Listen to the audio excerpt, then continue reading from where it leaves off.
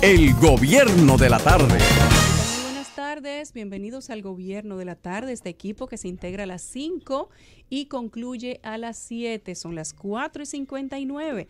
Este es un equipo que está compuesto por Eddie Alcántara, José Luis Mendoza, Esteban Delgado, Rafael Fafa Taveras y quien les habla, Yulisa Céspedes. Estamos casi despidiendo el mes de noviembre. Hoy estamos a 29, cerca de un día que le encanta al señor José Luis Mendoza, y venimos de una semana que ha sido eminentemente política y de levantamiento social, aunque dicen por ahí que eso no fue nada de qué preocuparse. Hoy finalizamos la temporada ciclónica que dejó un balance de vaguadas y ciclones subtropicales interesantes. Sin embargo, para República Dominicana no hubo nada que lamentar. La Oficina Nacional de Meteorología informó que mañana 30 de noviembre finaliza oficialmente la temporada ciclónica del 2018 para el Atlántico Norte, el Golfo de México y el área del Caribe. Se estará proyectando para los próximos meses que vamos hacia un periodo de niño débil, o sea, el fenómeno del niño que empieza a manifestarse a partir de diciembre, y en el caso del territorio dominicano se manifiesta con una reducción en las precipitaciones.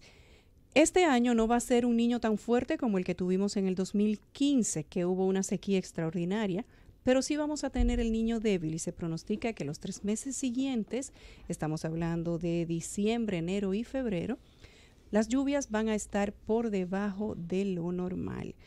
La Oficina Nacional de Meteorología indica que durante la época de huracanes 2018 se formaron 15 ciclones tropicales nombrados y la depresión tropical número 11. De los 15 ciclones nombrados, 8 llegaron a tormenta tropical y 7 alcanzaron la categoría de huracán. Y de estos, 2 fueron intensos, categoría 3, 4 y 5 en la escala de Saffir-Simpson. Así es que nada de qué preocuparse y ver cómo nos trata el niño. Bienvenidos a todos los caballeros que adornan esta cabina. Señores de Alcántara. Buenas tardes, Yulisa. Buenas tardes, José Luis. Esteban, el maestro Fafa Tavera, Francia los controles. Buenas tardes al país. José Luis. Saludos, muchachos. ¿Cómo está todo? Un poquito tensa se puso la cosa en cabina antes de nosotros. Sería bueno siempre recordar, todo el que tiene una idea y la defiende, es bueno que la sustenten argumentos. Así es. Después de ahí usted no tiene por obligación ni por compromiso que convencer a todo el mundo. Habrá gente que va a coincidir con usted, habrá gente que no lo hará.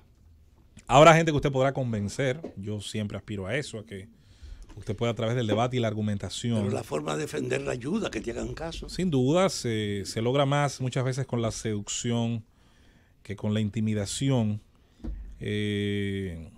A veces pienso que la gente se ofusca y muchas veces ve que cuando sus ideas no conquistan a las mayorías, entiende que siempre hay un enemigo externo, una conspiración, algo, una especie de poder malévolo supremo, y decide simplemente quién lo dirige, quién lo convoca, y eso de verdad que hay que aprender a convivir. La democracia necesita primero que nada de demócratas. La razón se pierde a veces hasta en la forma de reclamarla. Por eso la democracia, y miren que es uno de los grandes fracasos de la geopolítica occidental, sobre todo los Estados Unidos y otras potencias, la democracia no se puede imponer a bombazos, no se puede imponer pura y simplemente por mandato. Lo primero que necesita una democracia son demócratas, y los demócratas, y no hablo del Partido Demócrata estadounidense, sino de la condición de la persona que participa en las reglas de juego de la democracia representativa, es la posibilidad de convivir con aquellos que no piensan como nosotros. Si el voto de la mayoría faculta a alguien para gobernar, luego las mismas leyes tienen una compensación, son un muro de contención para que no se abusen de las minorías.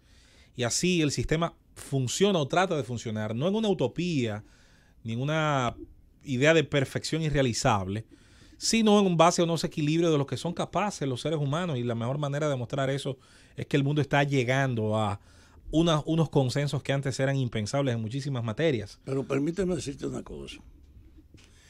No es por la población, es la concepción que se ha impuesto acerca del papel del Estado. La idea de que el Estado debe estar al servicio del mercado, que le ha dado una función especial a lo que manejan toda la actividad de economía, el Estado al servicio de ellos, ha convertido la política entonces en una regulación comercial. Hay una degradación. Hay que rescatar la política para que el Estado sea de verdad el regulador, porque con la idea de que prevalezca el interés puro y simple, que la competencia democrática que tú alimentes sea la de quien gana más, no hay solución. Ha habido una degradación general que hay que recuperar la política. Bueno, pasa aquí también, y saludos a todos ustedes, Yulisa, Eddie Alcántara, don Fafa Taveras, José Luis Rodríguez, José Luis Mendoza, el Puma, a los amables oyentes de esta Z101, el gobierno de la tarde.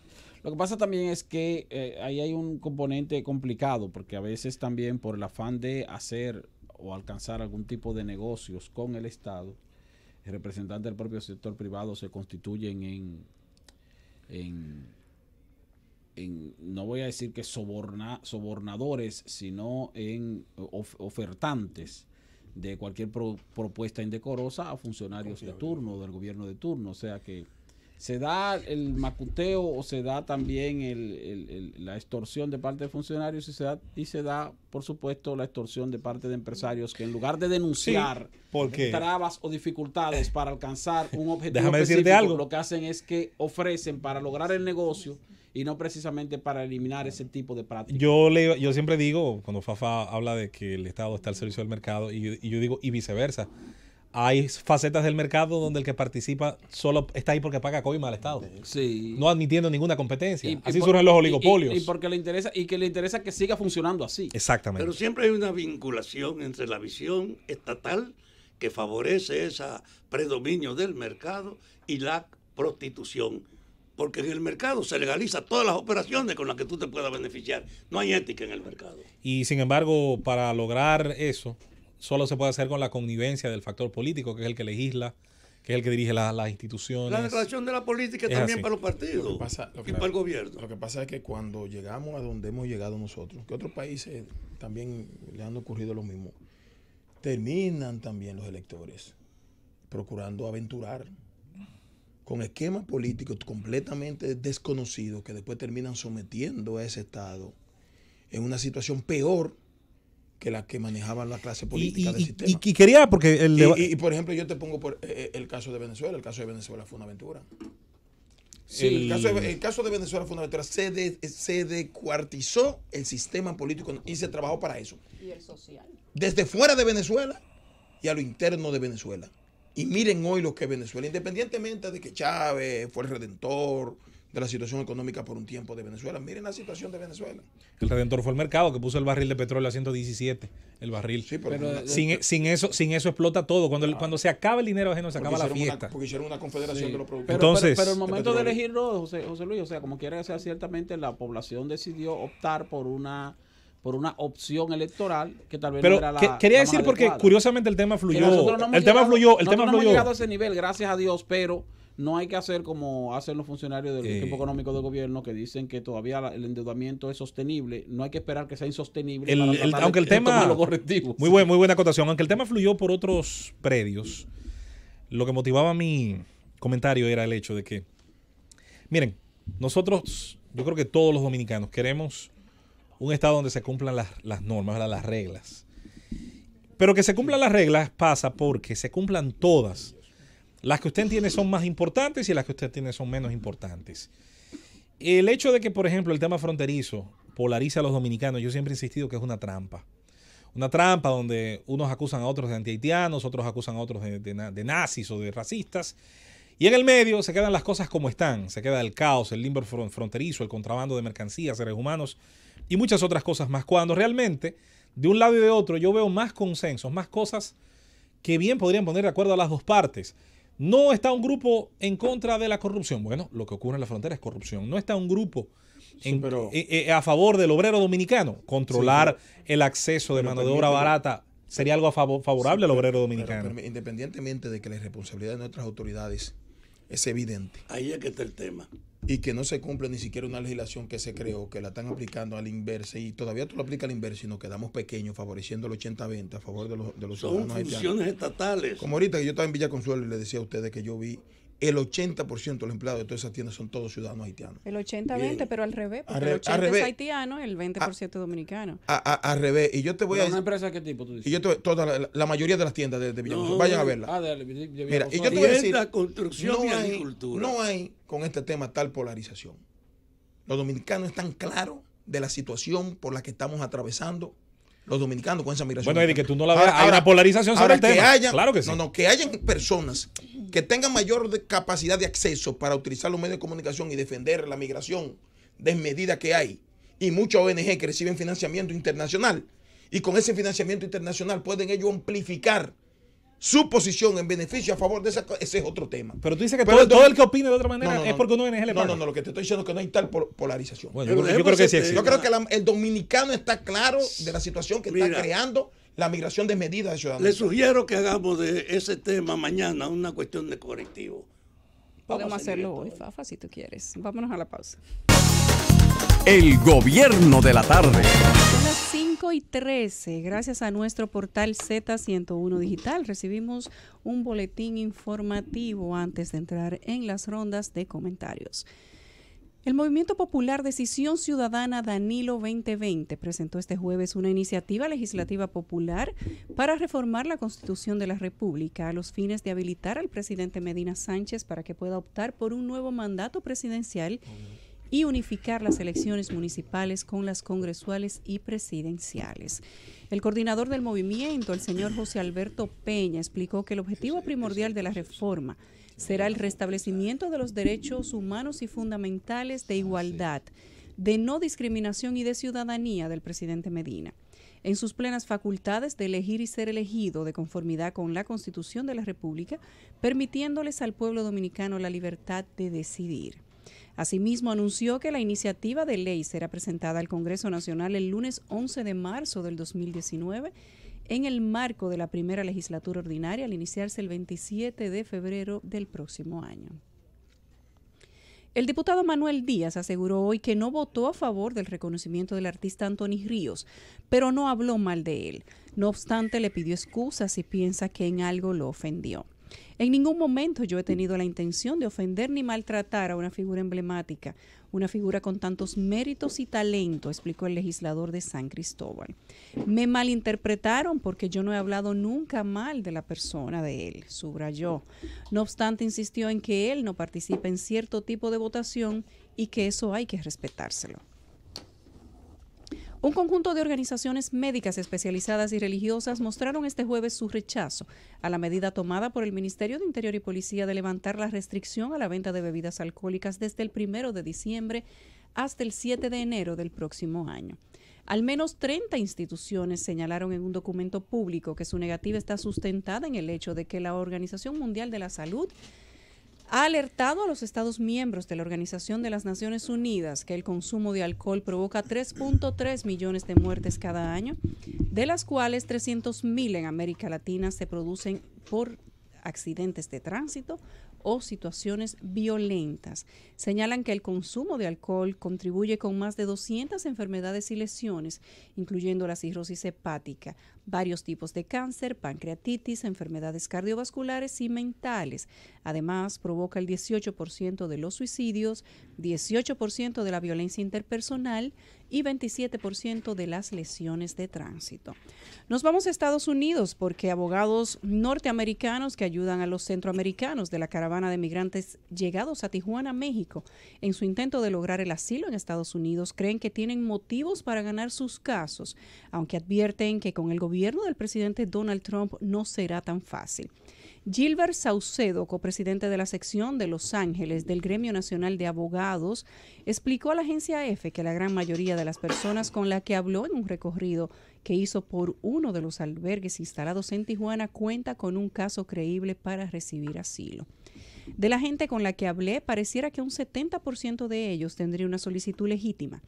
Pero lo triste es que quizás eso no se vea traducido en obtener asilo primordialmente por el sentimiento anti-inmigrante dentro de la administración del presidente Trump, señaló en San Diego, California. Se no está hablando la verdad. Este El 70% que tiene condiciones para recibir ser recibido como exiliado.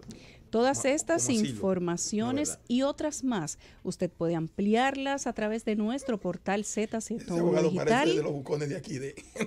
o a través de nuestras redes sociales @Z101 Digital y @Z_ o rayita abajo digital. Iniciamos que eran abogados norteamericanos. Iniciamos con la ronda de comentarios.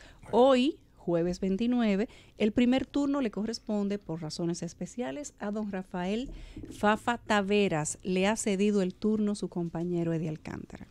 Gracias a mi amigo y a la jefa de esta sala. Miren, las discusiones en la sociedad dominicana se multiplican, las protestas y los reclamos. Yo estaba hoy en la Suprema Corte de Justicia, en el inicio, en la reanudación del juicio de la Odebrecht, y me encontré cuando salí con un piquete muy ardoroso de una población, de un campo cercano aquí, reclamando el derecho de una tierra que le están quitando. Donde quiera tú encuentras una manifestación. En las opiniones se multiplican y ahora con los medios también se multiplican. La gente sabe que estamos enfrentando a un poder que tiene 20 años arriba, que ha ignorado en el fondo casi todas las esencias legales, que ha aprovechado para enriquecerse y que la gente piensa que al país no le conviene una continuidad así. Por donde quiera, tú sientes el reclamo de que hay que lograr una sustitución en el poder. Y mucha gente dice, pero ellos son los que están arriba, los opositores están todos divididos, y en cierta medida hay como una resignación de que ellos pueden decidir.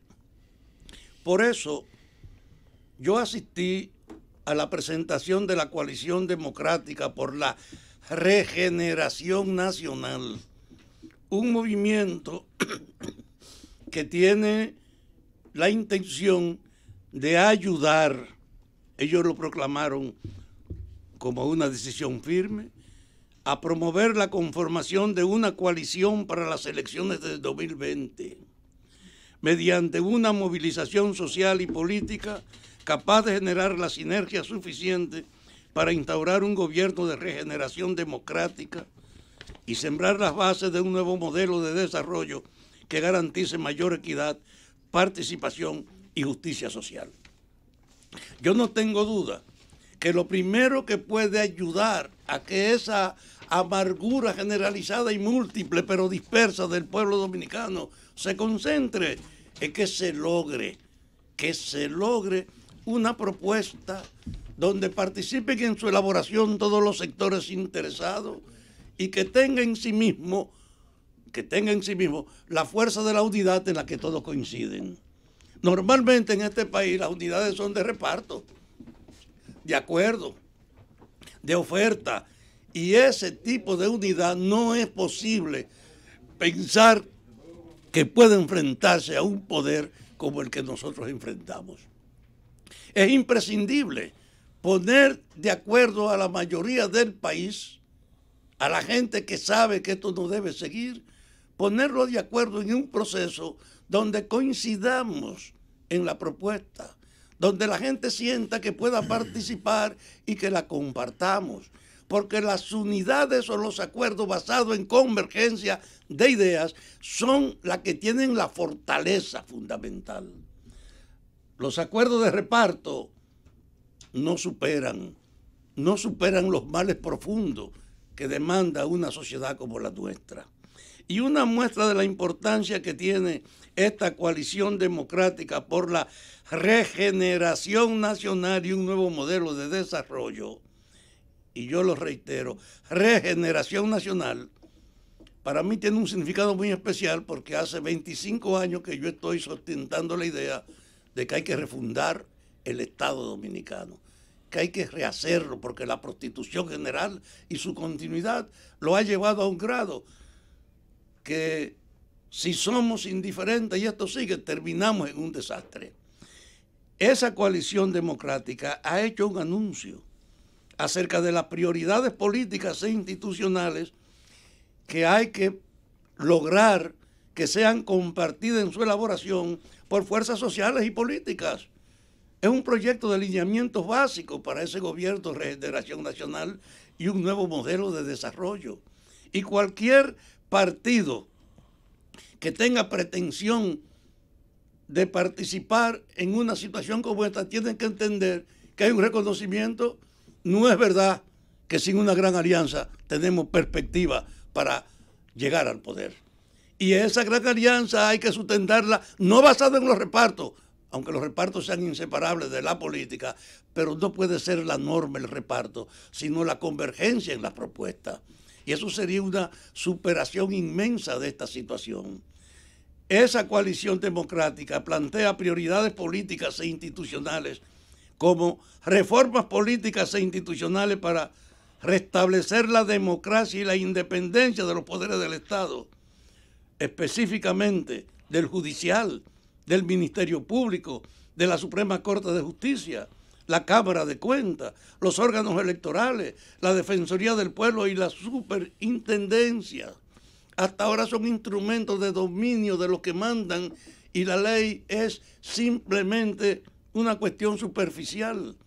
Por eso es tan importante que podamos compartir la visión y la propuesta general en el proceso de movilizar a la gente para imponer un cambio.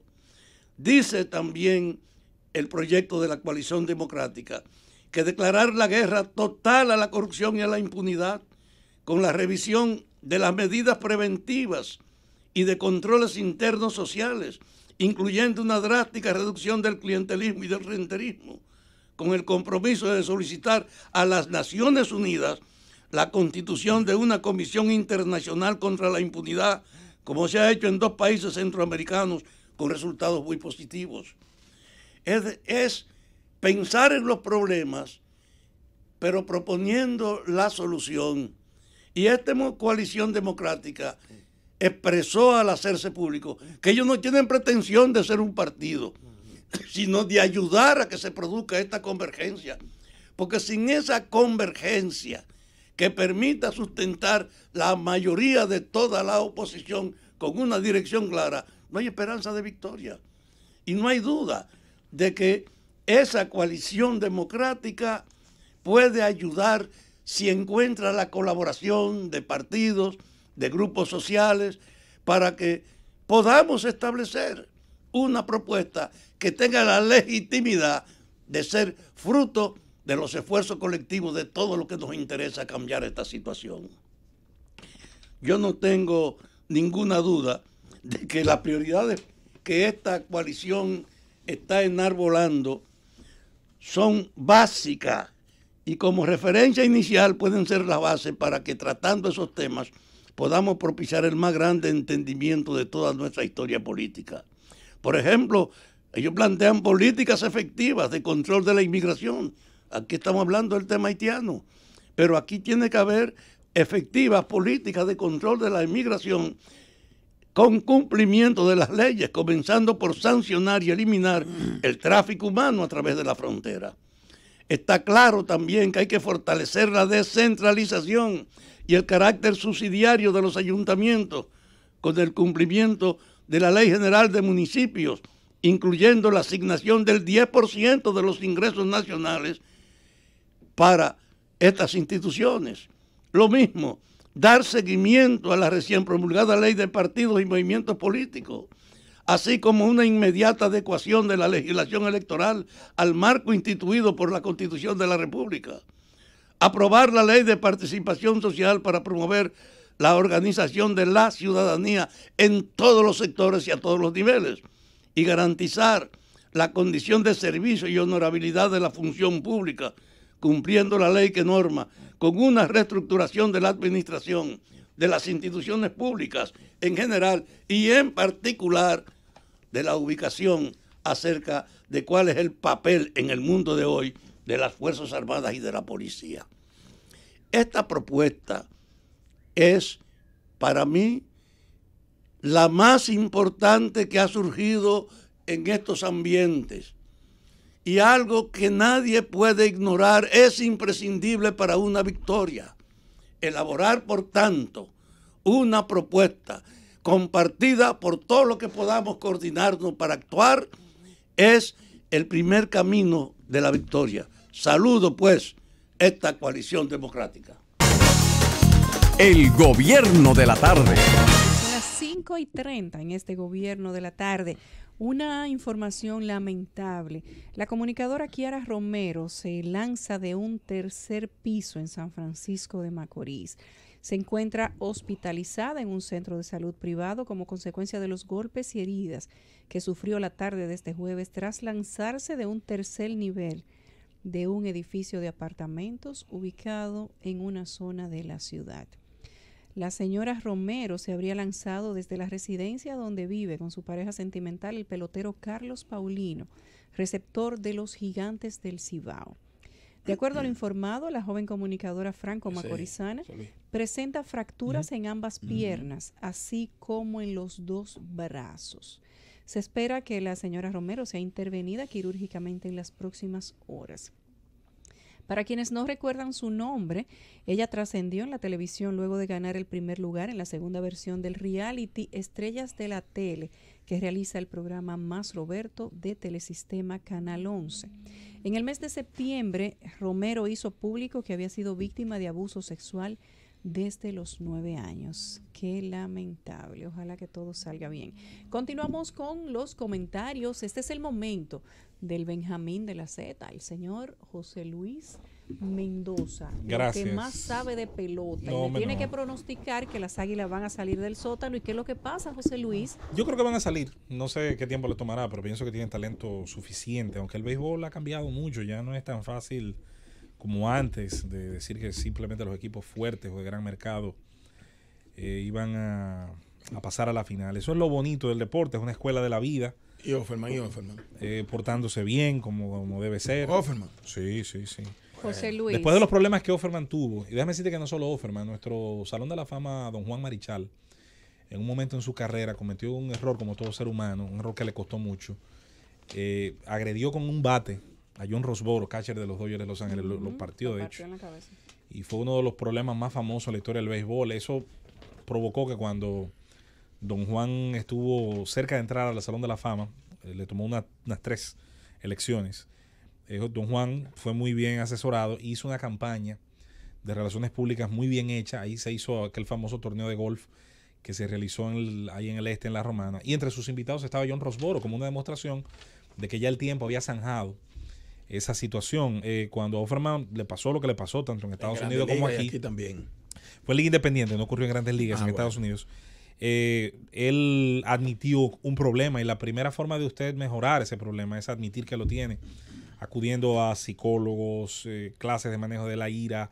Estuvo suspendido años también del béisbol. Pero no que un umpire. Y precisamente por ese hecho, entonces yo diría que él pagó a un precio bastante alto, porque la fama queda para siempre, la imagen queda para ¿Tú siempre. crees que no vuelve a ocurrir que a Offerman le canten un Bueno, out yo no- 106? Digo, no, allá hay repetición. Yo no puedo decir que va a pasar o no, pero por el momento, en los años siguientes a su regreso, que fue después del año 2012, si no me equivoco, el comportamiento que él ha mostrado es el de alguien que parece haber aprendido la lección, ya después de haber sido dirigente 2 veces o 3, y no ha vuelto a pasar, y no tiene por qué volver a pasar, insisto. Hay gente muy, muy buena que ha cometido hechos muy, muy malos en ciertos contextos.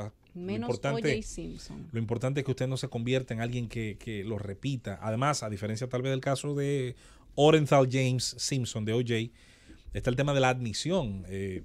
O.J. nunca ha admitido Todavía él dice que es inocente. el hecho, además de que, bueno, diversas cosas pasan en ese caso, que es un caso muy paradigmático de la jurisprudencia estadounidense, para lo bueno y para lo malo. Es un caso digno de leer sobre el tema del debido proceso, hasta qué punto a veces la sociedad se vuelve cómplice para hacerse trampa ella misma. Miren, señores, José Luis, espérate, antes de tu comentario, vamos a entrevistarte un ching. ¿Qué va a pasar con el video que publicó Bernie Castro? Le cayó encima a Aroboy y Manny Acta y dijo que Manny Acta y su equipo y su desorden son los responsables de que las Águilas estén en el sótano. Me pareció un poco fuera de lugar, porque Manny Acta no es solamente éxito y pérdida, no es solamente la situación actual que tienen las Águilas, sino que Manny ha servido de inspiración, y lo escribí en un Twitter un poco más temprano, Para las Águilas, cuando estábamos en un mal momento, ¿cuál es la situación ahí adentro? Él dice que Chilote hay que ponerlo como vicepresidente operativo. Bueno, hay gente que entiende que, no sé, algunos jefes o algunas personas que dirigen son para siempre o que el mundo no admite más evolución y cambio. Es una actitud de ex que él está teniendo. Pero que utilice... Primero vamos a especificar para la gente que nos escucha. Bernie Castro es un ex pelotero dominicano que tiene logros importantes en su carrera. Sus primeros 2 años en esta pelota fue líder en bateo. Creo que es el único caso que hay en la historia de nuestro béisbol donde alguien debuta, es novato y el mismo año es campeón de bateo 2 veces consecutivas. Fue parte importante de esos equipos de las Águilas que ganaban campeonatos casi anualmente entre el 2000 y 2008. Y fue un jugador, sobre todo al inicio de su carrera, excitante, muy veloz, con ese bate, gran bateador de contacto. Luego vinieron unos temas de lesión, bajones de rendimiento. Fue negociado casualmente a los Tigres del Licey, jugó para los 2 equipos, ahí tuvo buen año. Al final de su carrera retornó a las Águilas. Cuando se retiró estuvo como coach. No sé qué pasó de ahí en adelante, pero sé que salió de sus labores como coach. Trabajó con los Toros el año pasado. Y ahora en una situación, parece personal, estaban grabando un video, supuestamente estaban practicando para un juego de softball y él dio unas declaraciones que, sobre todo en la forma, son muy decepcionantes para un profesional de la pelota, sobre todo cuando insinúa, llamarle ladrón, que es un término siempre muy duro, a un profesional que por demás usted no tiene cómo sustentar una acusación como esa. Es un poquito cuesta arriba. Él hoy, y eso creo que lo llena también de... Eso va muy bien a favor de Bernie, pero lo hizo aquí, lo hizo en el programa Z Deportes. Él llamó, estuvo al aire en Z Deportes, fue entrevistado y pidió disculpas sobre los hechos que entendía podía pedir disculpas, ratificó los temas que entendía podía ratificar, las cosas que él opina. Pero además dijo que el video que se publicó originalmente no era, que él entendía que no era para publicar. Bueno, eso pasa como cuando la gente se graba teniendo relaciones sexuales. No importa si usted se grabó para verlo usted. Hay muchas cosas que pueden variar de acuerdo al plan, ¿verdad? Pero ¿por qué tú no le llevas? Yo te voy a regalar un librito que me lo dieron a mí, que lo utilizan mucho los políticos. Se llama El principio de Peter, de Loren J. Peter. Para esa gente que tiene tantos años dirigiendo esos equipos, que le creen de esos cargos que suenan bonitos, pero que en definitiva no son nada para que se sientan bien, pero tienen que dejar que una generación diferente suba a tener el control de esos equipos. Que le creen esos cargos con nombres bonitos que no son nada y que lo mantengan ahí, pero que tienen 50 años al frente de los equipos. Bueno, en las Águilas, en el Licey también. Yo entiendo que al final todos las organizaciones, las empresas, incluso hasta las instituciones públicas, tienen que renovarse por muchísimas razones. Yo estoy en contra de ese continuismo exagerado en cualquier caso, no solamente en el tema de los poderes públicos, de los puestos públicos. Pero bueno, al final eso es lo bonito del deporte, señores, que también genera discusiones hasta sobre ese tema. Yo creo que ¿cómo sería este país sin la pelota invernal? Miren, mañana termina la temporada ciclónica. Un breve paréntesis porque ha terminado una temporada ciclónica donde, gracias a Dios, una vez más, nuestro país no es tocado de manera grave, de manera fuerte, de manera frontal por un sistema tropical como los huracanes. Y una vez más, por diversas razones, nuestra infraestructura como país no se ve expuesta al enorme daño que puede provocar uno de estos sistemas, sobre todo cuando son de categoría máxima, 5.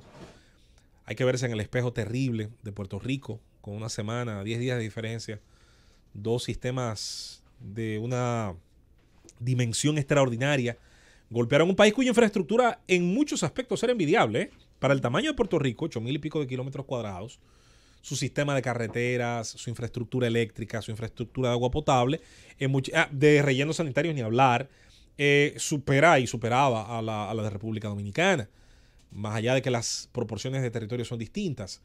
Y sin embargo, 2 sistemas como esos devolvieron a los puertorriqueños a prácticamente siglo y medio hacia atrás de evolución humana, donde tuvieron que pasar muchas semanas de mucho esfuerzo por distintas instituciones para tratar de devolver a la normalidad a la población. Y una normalidad en discusión. Todavía hoy hay un debate extraordinario sobre la cantidad de víctimas, las que admitía la administración de Ricky Rosselló, la que otras instituciones, incluso de ayuda, dicen. Si Puerto Rico puede, a partir de esa destrucción y reconstrucción, incluso porque no volver a recrear etapas mejores de su economía. Se habla mucho de la famosa economía de posguerra, aplicable también a eventos como estos, donde sobre todo la inversión en infraestructura permite que muchos trabajadores no calificados, por ejemplo, obtengan empleo, sobre todo en un momento en que la isla no abundaba el empleo, ni el empleo de calidad, ni el de menos calidad tampoco.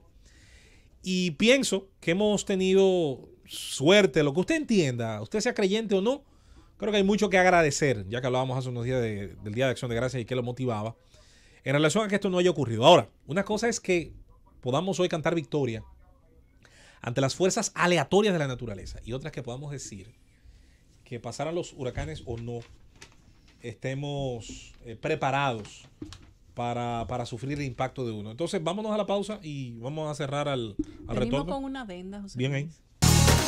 El gobierno de la tarde. Regresamos al gobierno de la tarde, son las 5:45. El señor Pascual Cabrera acusa al Ministerio Público de querer apropiarse de sus bienes. El presunto narcotraficante Jesús Pascual Cabrera puso en entredicho la persecución penal en el país, citando como ejemplo las veces que el Ministerio Público ha archivado expedientes de alegada corrupción, mientras contra él mantiene lo que definió como un plan para apropiarse de sus bienes devueltos por la justicia. No un archivo como se ha hecho con el senador Félix Bautista y Víctor Díaz Rúa, exministro de Obras Públicas, que le han archivado sus casos, dijo Pascual Cabrera a los reporteros. Mis bienes fueron devueltos por los tribunales. Ay, ay, ay, miren qué precedente, alegó. El imputado hizo un llamado al procurador general Jan Alain Rodríguez en el sentido de que no se haga el sordo y el loco y que se pronuncie sobre la acusación de lavado de activos proveniente del narcotráfico en su contra. Sostuvo que en 1998 las autoridades le abrieron un proceso por lavado, luego en el 2014 y en el caso más reciente del 2016, a pesar de que en diversas oportunidades los tribunales han determinado la devolución de sus bienes, tales como una villa en casa de campo, un edificio de apartamentos y cuentas bancarias. Soy la única persona que han sometido 3 veces por lo mismo, lavado de activos, agregó el señor Pascual Cabrera, por lo que pidió al procurador que explique al país cuáles son los precedentes de narcotráfico y lavado de activos por los cuales entiende que él debe ser juzgado. Continuamos con la adenda del comentario de José Luis Mendoza, porque el equipo le incidentó la mitad del tiempo. No, estuvo bien, de vez en cuando. bloque anterior. De vez en cuando es bueno tocar, sobre todo la temática deportiva, es de las pocas cosas que une a los dominicanos, y de verdad que cosas que unen sí que necesita nuestro país. Bueno, el día de ayer, y con esto de manera breve concluimos nuestra participación el día de hoy, quiero dar las gracias porque mucha gente, más de la que yo me esperaba, realmente lo admito, estuvo comentándonos hasta incluso hace unas horas el tema de nuestro comentario el día de ayer relacionado a la feliz, entre comillas, noticia de la Agencia Recaudadora de Impuestos del Estado en relación a superar las expectativas de sus proyecciones, y como nosotros decíamos al mismo tiempo que es inversamente proporcional la satisfacción que siente el ciudadano de los servicios públicos, un ciudadano cada vez mejor informado, más conectado a un mundo global, donde por lo tanto es mucho más sensible al contraste entre cómo son los servicios públicos fuera de su entorno. Lo puede ver a través de distintos medios de comunicación, lo puede palpar a través de las experiencias de familiares o conocidos, por aquello de que quién no tiene un primo en Nueva York o en España o en cualquier lugar a donde la diáspora dominicana se haya trasladado, y eso nos hace entonces partícipes indirectos de una serie de experiencias. No hay países perfectos en el mundo, no los hay, pero hay países que están mucho más cerca del ideal. Solemos llamar a esos países primer mundo, países desarrollados, cualquiera que fuese. Podríamos medirlos no solamente por su extraordinaria dimensión financiera, sino por, además de la satisfacción que generan en sus habitantes nativos, por el hecho de que atraen la migración, atraen a los habitantes de otros países, en tanto pueden ofrecer por un sinnúmero de circunstancias que van desde las libertades individuales, que son sagradas y respetadas, pasando por las capacidades que tienen también para en su tejido productivo absorber incluso a migrantes de otros países. Hablando del tema migración, y con este último tema cierro, yo no he tenido a mano, por eso no voy a realizar un juicio de valor profundo ni nada, no me gusta juzgar nada que no pueda conocer mínimamente a fondo. No he tenido a manos, en mi mano, el manuscrito completo del famoso pacto migratorio de la Organización de las Naciones Unidas. Por lo que he podido ir leyendo poco a poco en cuanto a fragmentos, aunque ya me dieron un enlace donde supuestamente está completo y traducido. Esto tiene una serie de puntos y de temas donde mucha gente diverge. Unos países, una serie de países, muchos de ellos europeos, han decidido, como le corresponde en su condición de países soberanos, rechazar ese acuerdo. Yo en principio, solamente por la materia en la que se procura establecer una especie de pacto, ya yo me pongo sospechoso y digo la verdad, soy de los que va con una idea preconcebida a leerlo. Me preocupa mucho que se pueda imponer desde un organismo multilateral que tiene mucha gente con una tendencia en su pensamiento globalista a la idea de que los estados deben comenzar a ceder ciertas materias, no a ser signatarios de acuerdos internacionales, que eso ha existido toda la vida, por ejemplo, en derechos humanos, en materia... Por ejemplo, hay un acuerdo contra la doble tributación, este país ha firmado 2, uno en Canadá a finales de los 70 y otro que se firmó hace unos años recientemente. Eso está bien, claro que está bien. Yo estoy en contra de la doble tributación porque entiendo que es un freno a la inversión extranjera y al mismo crecimiento de las inversiones locales. Eso es una cosa. Ahora, que el país ceda soberanía, como mucha gente sospecha, y yo debo decir que sanamente, debo decir que también tengo mis sospechas, puedo luego convencerme de que a lo mejor el pacto no tiene esa intención. Voy a tratar de leerlo, pero mientras tanto, hago el comentario, introduzco el tema para luego continuarlo, tal vez la próxima semana o el día de mañana, recordándole a nuestro país y a sus gobernantes, a quienes tienen hoy por hoy el sartén por el mango, a quienes tienen el poder y representan, en teoría por lo menos, a los dominicanos, que sería muy bueno dar explicaciones claras y coherentes de cuál va a ser la actitud del Estado dominicano en relación a ese tema. La República Dominicana tiene una doble condición especial. Es un país que genera emigrantes, es decir, gente que sale por avión y todavía, aunque menos, gracias a Dios, por las vías ilegales como es la yola hacia Puerto Rico, o el que viajando todavía de manera legal a lo mejor se queda en otro país. Pero también tenemos la condición especial de ser un país que absorbe migración.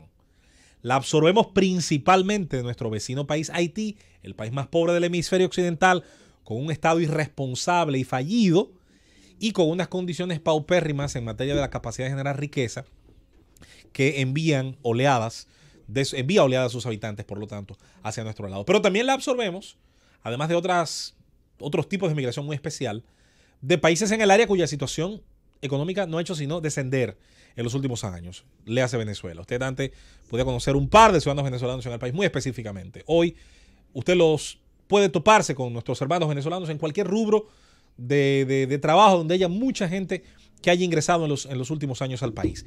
Y esto no ocurre por el clima ni porque le parezca bonito el país. Tiene que ver necesariamente con la estampida humana que ha ido provocando el fracaso de la administración de los pasados gobiernos en ese país.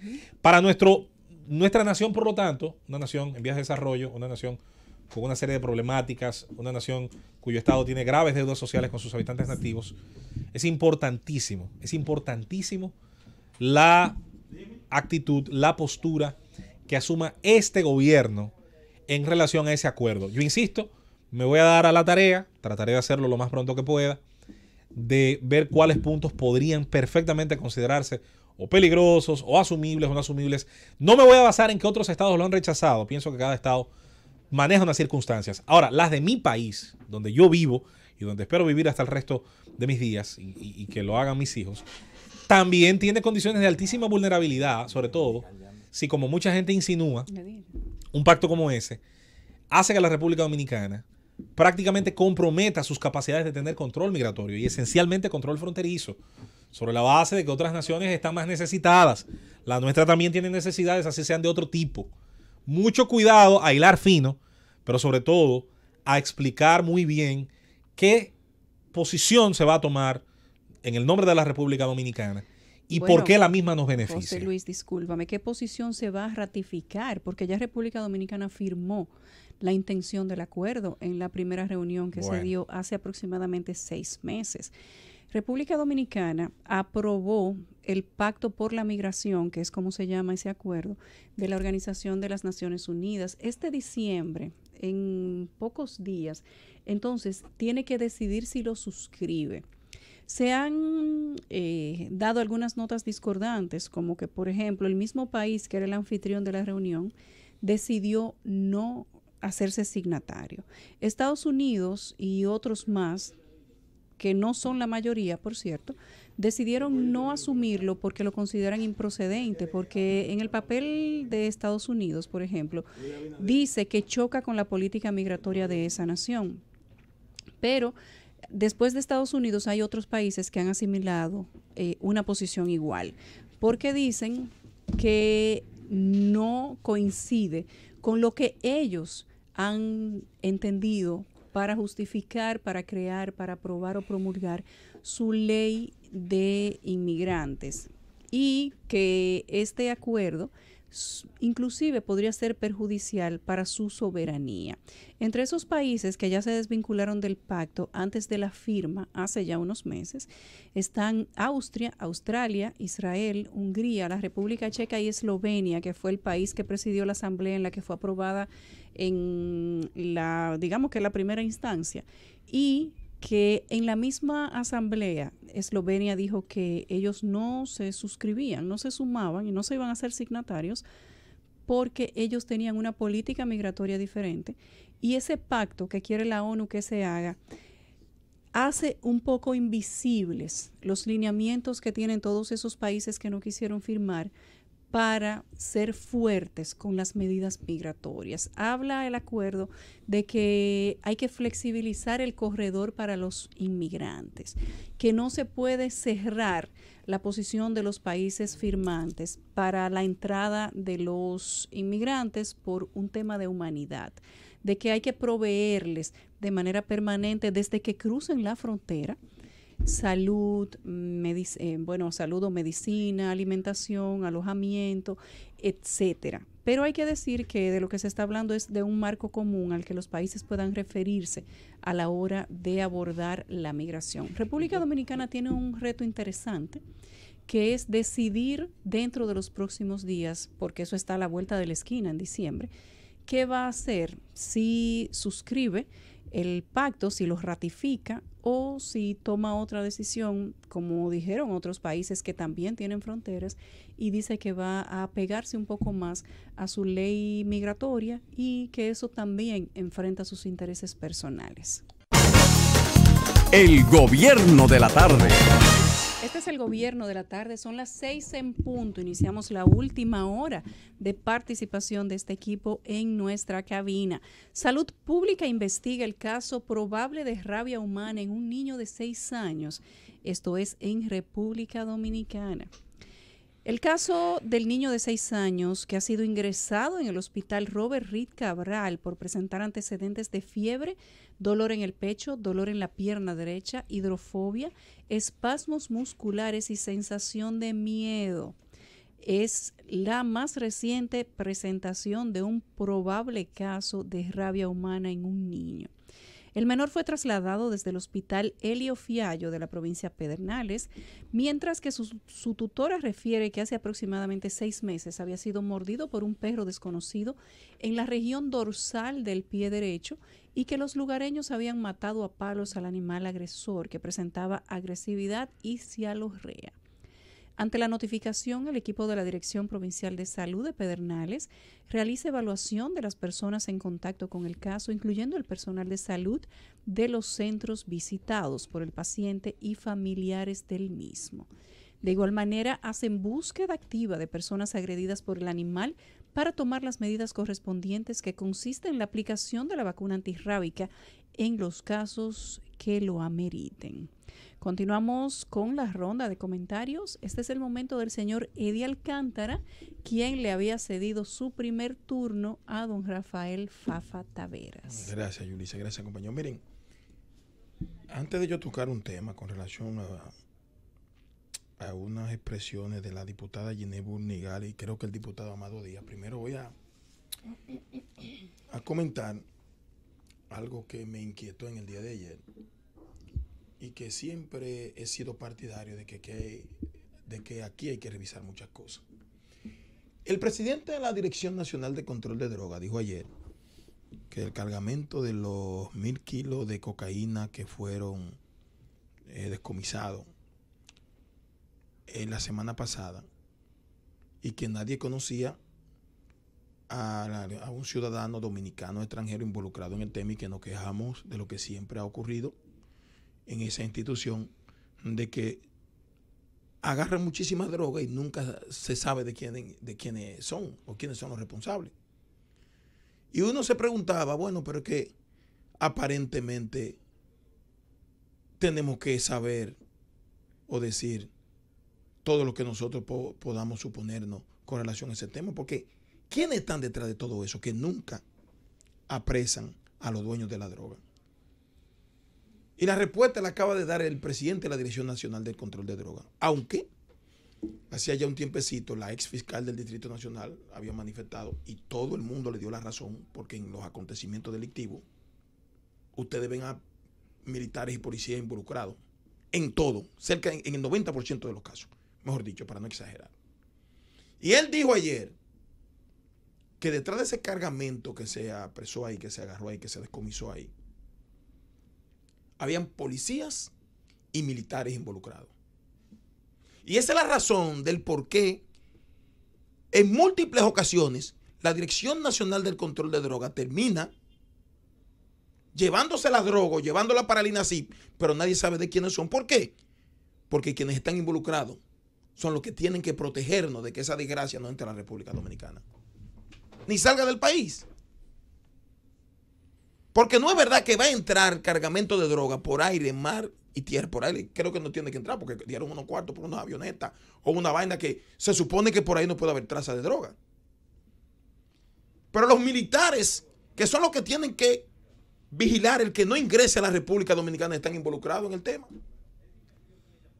Por eso ustedes ven que en la mayoría de los casos sí agarran droga, porque los servicios de inteligencia dicen ahí hay droga, pero siempre terminan lo que velan, lo que tienen que velar para que no entre aquí, protegiendo a los dueños de la droga, porque son parte de eso. Son parte de eso. Y yo felicito la decisión valiente del presidente de la Dirección Nacional de Control de Drogas de decirle al país, miren, hay militares y hay policías involucrados en ese tema. Pero yo espero que le digan al país quiénes son, por lo menos para los que quedan en esas instituciones, sepan que no pueden inventar, porque van a ser delatados y van a ser descubiertos o expuestos ante la opinión pública nacional para que sus parientes, familiares, amigos y conciudadanos lo vean.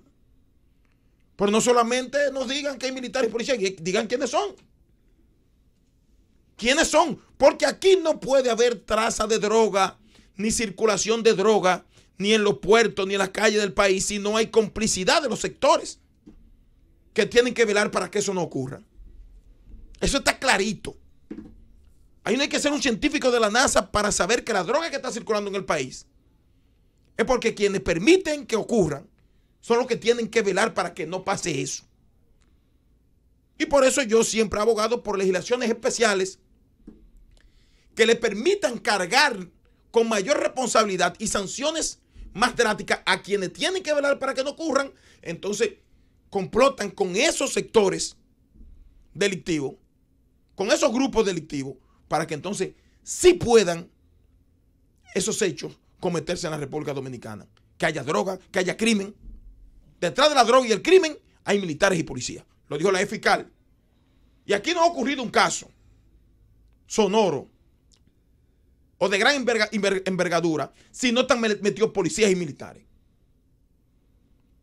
Pero muchas veces lo protegen y no dicen los nombres y prefieren decir, no, apareció droga, pero no aparecieron los responsables. Y terminan separándolo de forma escondida, para tratar de no hacerle daño a su ex compañero de armas. Y esa persona entonces terminan demandando a la institución ante el Tribunal Superior Administrativo, el Tribunal Constitucional, para que lo repongan. Y el Tribunal Constitucional termina emitiendo una sentencia porque no le explican las razones, protegiendo y ayudando a su ex compañero de armas. Terminan dándole una sentencia favorable para que vayan allá donde su jefe, o para que el Poder Ejecutivo, o para que la Jefatura de Estado Mayor, o las Fuerzas Armadas, o la Jefatura de la Policía terminen reponiéndolo. Y gracias a Dios que no le hacen caso a ninguna de esas decisiones, que deberían hacerle caso porque no pueden desacatarla. Pero tienen que ser más responsables. Cuando hayan compañeros de armas subalternos de los jefes de esas instituciones involucrados en ese tema y decir quiénes son, para que ahorita no los separen de la institución con una comunicación en la que no se explican las razones de por qué fueron separados y terminen ellos yendo al Tribunal Constitucional Superior Electoral solicitando reposición y obteniendo sentencias que después son ellos los que van a los medios de comunicación diciendo, miren, no quieren acatar la decisión del Tribunal Constitucional o del Tribunal Superior Administrativo, que eso es lo que está ocurriendo en la mayoría de los casos, no en todos. Entonces, con eso hay que tener cuidado y aquí tiene que obligatoriamente aprobarse una legislación con relación a ese tema que castigue con drasticidad a aquellos que tienen que velar porque no ocurran esos hechos delictivos y se involucran en ellos y complotan con esas mafias, ese grupo de narcotraficantes en la República Dominicana que transitan con su mercancía seguro y la colocan en puerto y la traen a la República Dominicana porque cuentan con la benevolencia de esos sectores que tienen que velar porque no entre ni porque salga del país la droga ni porque circule en la República Dominicana.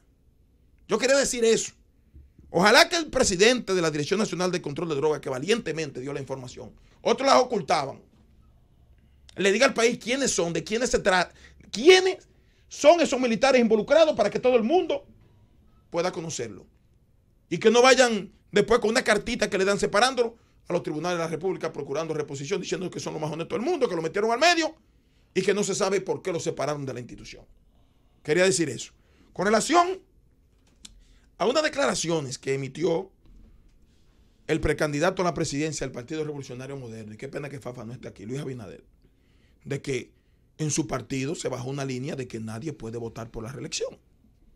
Y yo hablé ayer y dije que se estaba montando un lobismo en la Cámara de Diputados y en un hotel de la capital para tratar de que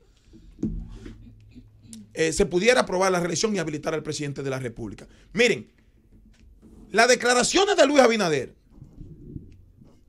la había dicho primero Hipólito Mejía y Giné Burnigal y Amado Díaz, mi amigo y hermano, no se habían referido a ese tema. Y ellos pertenecen a esa corriente. Hipólito Mejía dijo la semana pasada, en una práctica de los estudiantes de comunicación de INTEC, que el que votara por la reelección lo iban a votar del PRM. Entonces yo quisiera escuchar a Giné Burnigal para ver por qué Giné Burnigal, cuando Hipólito dijo que iban a votar a los diputados, ella que se dio ahora por aludido, cuando lo dijo su compañero de partido, ¿por qué cuando Hipólito lo dijo no hicieron referencia a eso? Entonces, uno que está procurando porque no se violenten las normas constitucionales del país para habilitar a alguien que la Constitución dice que no puede ser candidato presidencial. Entonces, ¿por qué tienen que darse por aludido si no se refirieron a nadie en particular? Y más que si su líder, Hipólito Mejía, fue el primero que lo dijo la semana pasada. Tenemos a la señora Giné Burnigal en nuestras líneas. Señora Burnigal, buenas tardes. Buenas tardes, Yulis. Buenas tardes a todos. Gracias, Eddie, por llamarme. Me encanta que me hayas llamado. Y precisamente estoy en mi programa y estamos transmitiendo mi programa por la 101.7 de Romance FM, Facebook en vivo y por TV Plata y el cable central. Así que estamos transmitiendo de todo mi programa y vamos a hablar por aquí. Fíjate, Eddie, y todos los demás que componen ese elenco de la tanda vespertina de la Z, el gobierno de la tarde. Miren, yo lo digo, dígalo quien lo diga. Entiendo que hay temas en el tapete donde tenemos que ocuparnos. Hay un presupuesto con graves deudas incluidas, préstamos incluidos. Hay una ley de seguridad social que hay que modificar. Hay una serie de temas importantes que nosotros tenemos que utilizar como oposición. ¿Por qué ustedes alentar su tropa? Aparte de que hay mecanismos en el partido. Hay un comité de disciplina. Someta, que usted crea de manera discreta, sométalo. Pero no desestimule su tropa, no desconfíe de ella. Hasta ahora la matrícula del PRM es una matrícula buena. Dígame. Giné, una pregunta, escúchame. Yo sí, lo que he dicho, porque tú podrás hacer el planteamiento, plantear tu posición, porque tu posición ahora, yo lo que he dicho, que en el PRM, partido que por lo menos es importante para el sistema democrático, entiendo igual que todos los partidos políticos, y mi crítica siempre ha dicho que no está haciendo nada para alcanzar el poder, lo reitero y lo repito.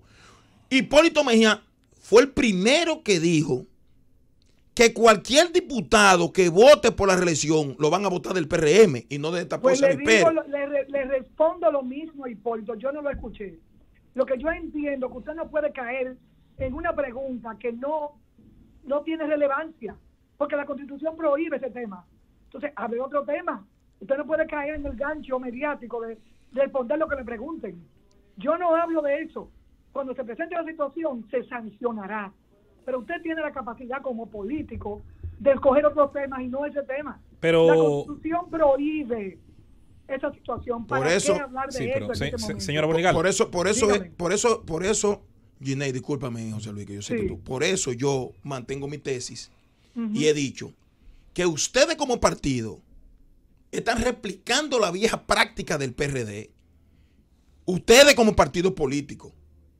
Y porque alguien, digo yo personalmente, porque alguien, Hipólito Mejía y Luis Abinader, que han sido los dos responsables frente a ese tema, haya dicho, miren, aquí no se atreve nadie a votar por lo que ha pasado en el pasado, por lo que ha ocurrido en el pasado. Y aparecen 5 o 6 diputados que se dan por aludidos diciendo, a mí no. Entonces yo creo que no están actuando correctamente. No es por aludidos. Estamos en un momento donde el partido es moderno y tiene instituciones y mecanismos para aplicar sanciones, pero no haga juicios a priori. Eso es fatal en un político, que tiene que esperar. Entonces yo lo digo y que al que le sirva que se ponga la camisa. Yo, por ejemplo, quisiera que ustedes supieran que nos están usufructuando el derecho a los legisladores en un artículo 59 del presupuesto 2019, que aparece una deuda de 66.300 millones de pesos y habla como disminución de la deuda en la página 202, en la clasificación de la deuda. Entonces no es posible que también estemos tomando un préstamo como apoyo presupuestario de 850 millones de dólares y otro de 300 sin consignar el sitio, el fondo, de dónde van a sacar ese dinero, a qué banco le van a tomar prestado, violando el artículo 237 de la Constitución. Entonces, obras que no se terminaron, que aparecieron 3 años consecutivos en el presupuesto y que ahora no aparecen. Entonces, hay una cantidad de cosas en las cuales, en la modificación de la ley 139 del 2011, para con esos fondos supuestamente engrosar lo que tiene que ver con el 4%, que tiene su fondo consignado dentro del presupuesto. ¿Por qué no le aplican la ley de lavado, la 155-17, ahora a las bancas? Señora Bonigal. Y se dice que hay 3 concesionarios nuevos de banca que aprobó Hacienda. Sí. Señora Bonigal, dos cosas. Primero, que un tema esté prohibido por la Constitución, no sé si lo hace intocable, porque la Constitución... Mira, Eric, no, le habla José Luis Mendoza. De ese tema yo no voy a hablar. Ok, no, lo entiendo. Tengo muchos temas de qué hablar. No hay problema.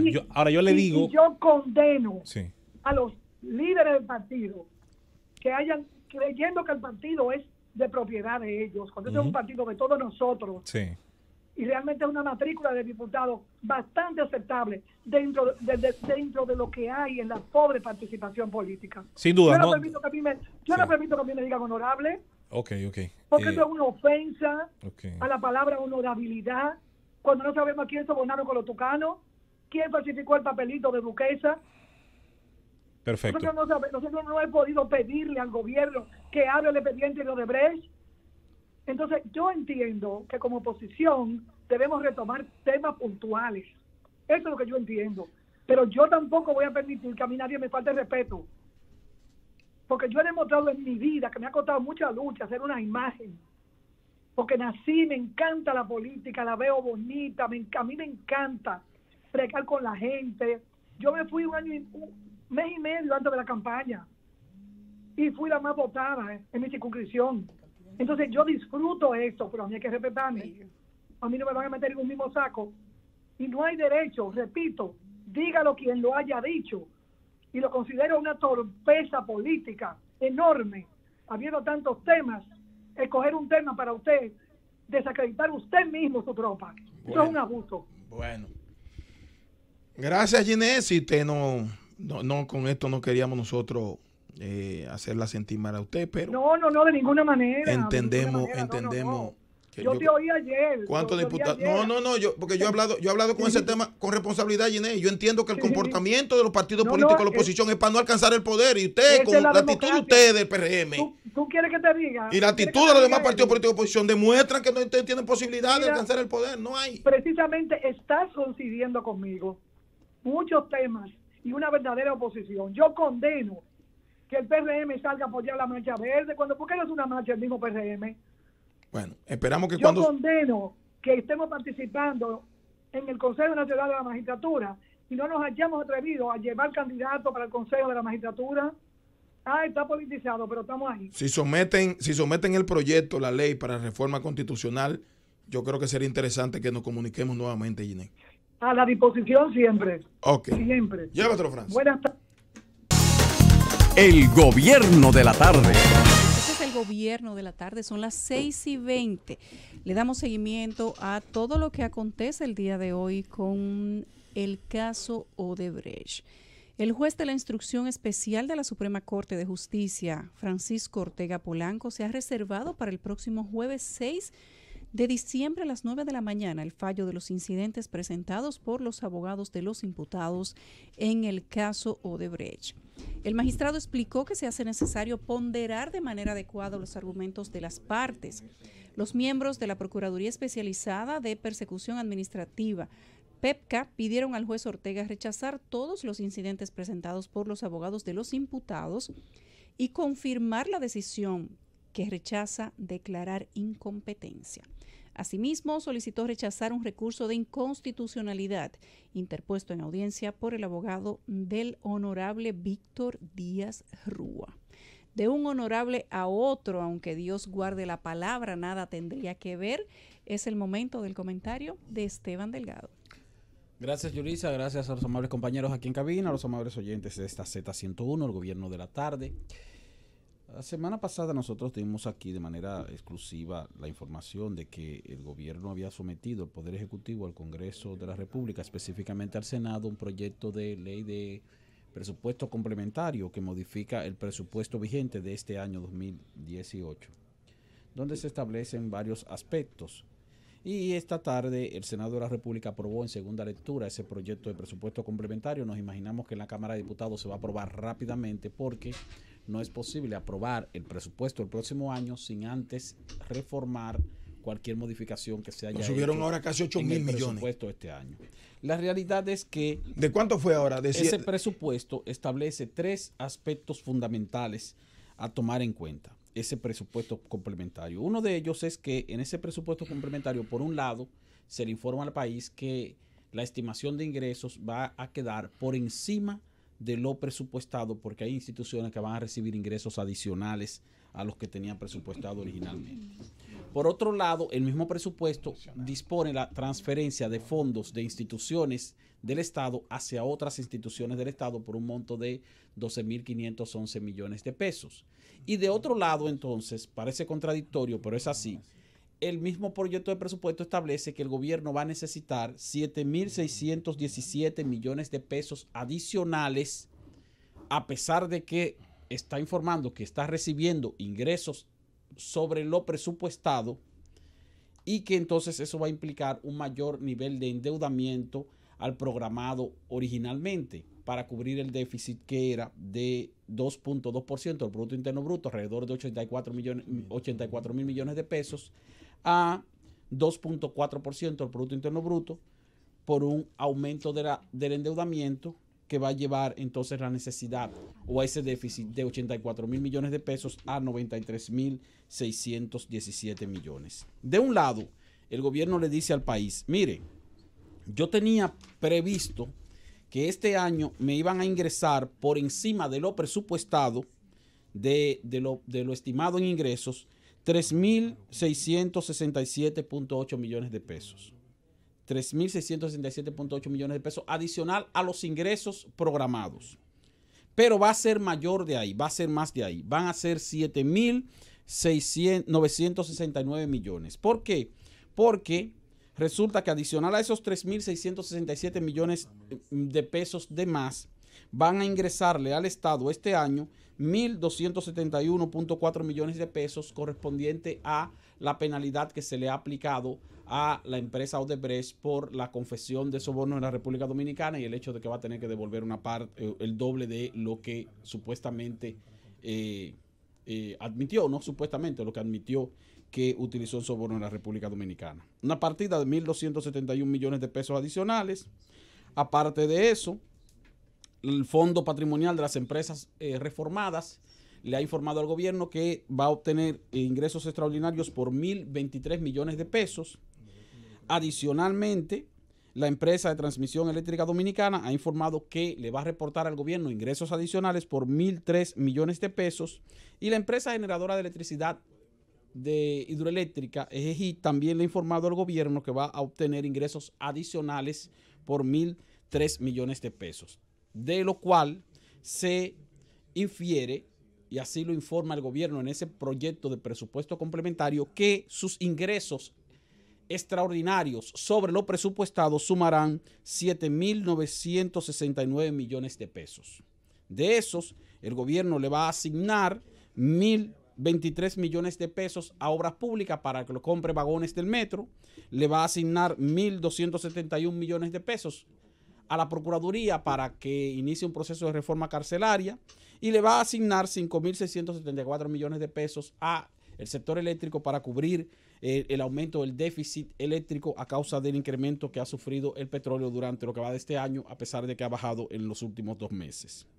Pero el gobierno entonces también le dice en su presupuesto complementario al Congreso Nacional: mira, necesito transferir 12.511 millones de pesos de varias instituciones del Estado hacia otras instituciones que lo van a necesitar. Y es por eso entonces que el gobierno ha dispuesto una reducción de la partida presupuestaria del Ministerio de la Presidencia por 1.393 millones de pesos, una reducción del Ministerio de Salud Pública por 4.078 millones de pesos, y ha dispuesto también la reducción de partidas presupuestarias al Ministerio de Trabajo, de Agricultura, de Obras Públicas, de Industria y Comercio, del Ministerio de la Mujer. ¿Por qué subió de 6.000 millones dentro de lo que le iban a dar los cuartos a la Cámara de Diputados para que tape el hoyo que dejó el presidente? Vamos a eso.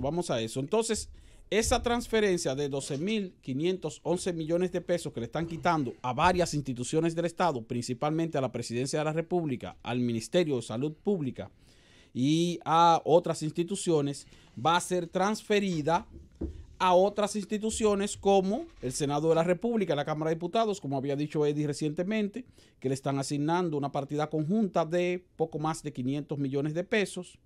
También le están asignando una partida adicional al Ministerio de Interior y Policía, perdóname que va a recibir un monto de 1.252 millones de pesos. Perdóname ahí.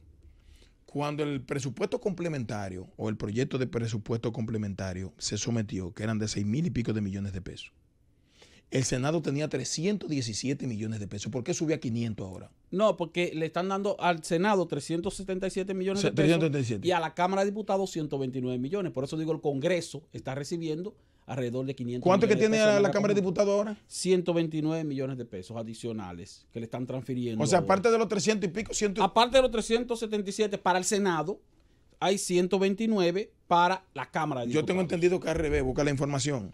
No, es así. Tengo la información. Sí, al revés. Cámara de Senadores, va que dice Cámara de Senadores, 129 millones de pesos. Y Cámara de Diputados, 377. Ahí es que está. Para el Congreso son 500 millones de pesos. Claro, pero esos mismos 500 millones de pesos, perdóname que te interrumpa, que es tu comentario, estaban asignado con el presupuesto complementario sin la disminución de las partidas que le quitaron a las otras instituciones. Sí, no. Estaban asignados con la disminución de las partidas. Y eso es para tapar los huecos que tú sabes que hay ahí. Eso se sometió junto. Y resolver el problema se sometió una transferencia de 12.511 millones de pesos de varias instituciones por ese mismo monto hacia otras instituciones, entre las que está el Senado y la Cámara de Diputados, que no son precisamente los que más van a recibir. Van a recibir también el Ministerio de Interior y Policía, 1.252 millones de pesos, para darle 443 millones a la Policía Nacional. Van a darle también a la Armada, al Ministerio de Defensa, alrededor de 1.124 millones de pesos, y se le va a transferir también al Ministerio de Deportes, poco más de 500 millones de pesos para los Juegos Nacionales, y así sucesivamente. Ahora, además de que el gobierno ha dicho que le va a ingresar dinero de más y que lo va a asignar a obras públicas, a la Procuraduría y al sector eléctrico, y de que está anunciando la transferencia de 12.500 millones de pesos de varias instituciones hacia otras instituciones, también le está diciendo al país... Como el caso de salud pública, que le retiraron una buena 4.000 millones de pesos le están retirando. 4.000 millones de pesos y es en grave. este momento. De esa transferencia, dentro de esa transferencia están para hacerle una sacando. transferencia a otra institución. A otra, Sí, pero es grave instituciones, porque salud pública tiene una Pero no deficiencia debieron quitarse con la relación a salud los pública. medicamentos. Bueno, pero parece Ahora que también, eso tiene que ver pero también con tiene una ejecución explicación. presupuestaria. Exactamente. Ellos no han ejecutado ¿Qué capacidad esos ha tenido? 4.000 millones de Sí. pesos. Y es sorprendente que salud pública no haya podido ejecutar el presupuesto según la planificación que ellos habían hecho a inicio de año, y que tenga la dirección de presupuesto que retirarle una cantidad como esa porque ellos no hayan sido eficientes en la ejecución Bueno, en un país donde nos quejamos vámonos, todos Ese- los ese días es de el punto. carencia. No, pero déjame ya para finalizar esa parte. No finalice, vámonos a una pausa que y Y venimos venimos con una deuda con para una que tú le deuda. expliques al país que es deuda, que vamos a tener que buscar cuarto prestado para complementar eso también. Llévatelo, Fran. El gobierno de la tarde. Regresamos al gobierno de la tarde. Son las 6:33. Esto es una buena noticia que da el Ministerio Público antes de la adenda del señor Esteban Delgado, que forzosamente le invitó a hacer su compañero Eddie Alcántara. Sí, tienen que explicarle al país. Tienen que explicarle al país. O sea, aclararle al país de dónde van a salir esos cuartos de la adenda. Bueno, pues la buena noticia es que la Procuraduría General de la República lanzó hoy un programa para el mejoramiento y la adecuación de la Unidad de Atención Integral a Víctimas de Violencia de Género, Intrafamiliar y Delitos Sexuales de Santo Domingo Oeste, en un acto encabezado por su titular, el procurador Jan Alain, y la embajadora de los Estados Unidos en el país, la señora Bernstein. La Procuraduría informó que la readecuación de la unidad se realiza con el respaldo de la Agencia de los Estados Unidos para el Desarrollo Internacional, USAID, y explicó que forma parte de las acciones del Plan Nacional contra la Violencia de Género, que contempla la implementación de mejoras en las 19 unidades que existían antes de su implementación. El procurador declaró que en unos pocos meses Santo Domingo Oeste tendrá una unidad de atención a víctimas de violencia de género completamente readecuada y equipada para que los ciudadanos y ciudadanas puedan ser atendidos en condiciones dignas y el personal cuente con las herramientas adecuadas para dar respuestas rápidas y efectivas a la población. Eso sí es una gran noticia, sobre todo para las mujeres que son víctimas de violencia de género y que en ocasión no tienen ninguna institución o no encuentran el apoyo, aunque haya la institución en su demarcación. Enhorabuena, Ministerio Público. Esteban, aclárale al país que ese dinero no es que tenga una caja para dárselo a las instituciones, sino que el Estado Dominicano, como va a tener un presupuesto deficitario, ese presupuesto complementario también, si el país no produce esos cuartos, va a tener que acudir a más endeudamiento. Hazme el favor y explícale. En este caso el gobierno no está diciendo que no tiene el dinero para hacer la transferencia, No, yo porque estoy está diciendo que transferencia no. de una institución a otra. Si está transfiriendo dinero de instituciones a otras, son 12.511 millones de Pero pesos. eso va aparte de los 8.000. Ahora, lo que pasa es eso, que aparte de decir que va a recibir más ingresos y que lo va a distribuir, como ya dije, entre el sector eléctrico, la Procuraduría y Obras Públicas, y de que va a hacer la transferencia de 12.500 millones de pesos de instituciones del Estado a otras instituciones del Estado, el gobierno le está diciendo al Congreso que le apruebe un aumento del endeudamiento en 7.617 millones de pesos. Escucharon, país, que no es que están ahí y que Entonces, para que la el institución gobierno funcione. está diciendo que ciertamente se va a Exacto. endeudar más y que va a aumentar su déficit de este año, que había programado en 84.000 millones de pesos y va a terminar en 93.600 Excelente, Esteban. millones de Excelente, pesos. Esteban. Para los que me Ahora, llaman y me ¿para escriben que qué no todo el es malo. gobierno necesita ese dinerito adicional todo es malo. No, que prestado? todo lo que no, para que la gente sepa que él es un comunicador y economista De objetivo. acuerdo con la Cuando quiere, sí, pero comunicación es que le Oye, envió oye, el Esteban, dándote presidente. coba. Sí, ahí lo veo, pero eso es porque yo estoy dando una noticia que no le agrada. No, que no me agrada, no, que tú estás Porque le siendo conviene a la objetivo. oposición. Tú estás siendo objetivo. Es cierto, estoy siendo objetivo. Si tú me estás entendiendo. Si tú dices que Entonces, tú estás bien, entonces la- no eres objetivo. la- Y yo no juego, pero hoy estamos a 29 y voy a jugar el información- 29. La información o la motivación que le da el presidente de la República al Senado de la República para que le aprueben esa deuda adicional de 7.617 millones es la siguiente. Dice que el gobierno va a necesitar una partida de 3.689 millones de pesos adicionales para pasarlo como recapitalización del Banco Central, aparte de las partidas que estaban establecidas para este año. Dice también que va a necesitar 1.000 millones de pesos adicionales para iniciar la segunda línea del teleférico. Y al mismo tiempo le dice al Senado que va a necesitar el equivalente a 10 millones de dólares, es decir, poco más de 500 millones de pesos, para cubrir una deuda contraída que se utilizó para financiar obras ejecutadas por el Ministerio de Turismo y que fue convertida a largo plazo según lo dispuso el artículo 8 de la Ley 247-17. Textualmente dice el Poder Ejecutivo, o sea, el presidente Danilo Medina: en este escenario presupuestario, las necesidades de fuentes de financiamiento adicional alcanzarían los 7.617 millones de pesos que serían financiados con préstamos del sistema bancario y que serían destinados a cubrir los requerimientos del sector eléctrico, entre otros aspectos.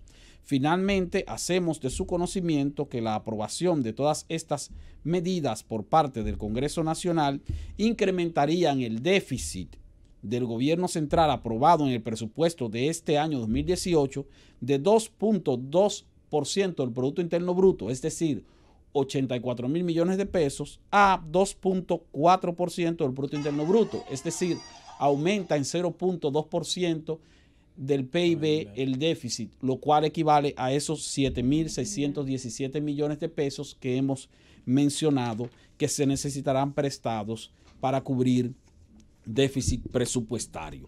Ahora, esto es un requerimiento legal. El Poder Ejecutivo tiene la obligación de enviar al Congreso cualquier modificación que haga del presupuesto que se le aprueba en el año en curso. Entonces, como esas modificaciones se hicieron, el gobierno el Poder Ejecutivo tiene que hacer que el Congreso Nacional apruebe esas modificaciones antes de aprobar el presupuesto de el próximo año o del año siguiente, que es el del año 2019. Por lo tanto, sabemos que el Congreso se va a apresurar a hacer esa aprobación correspondiente.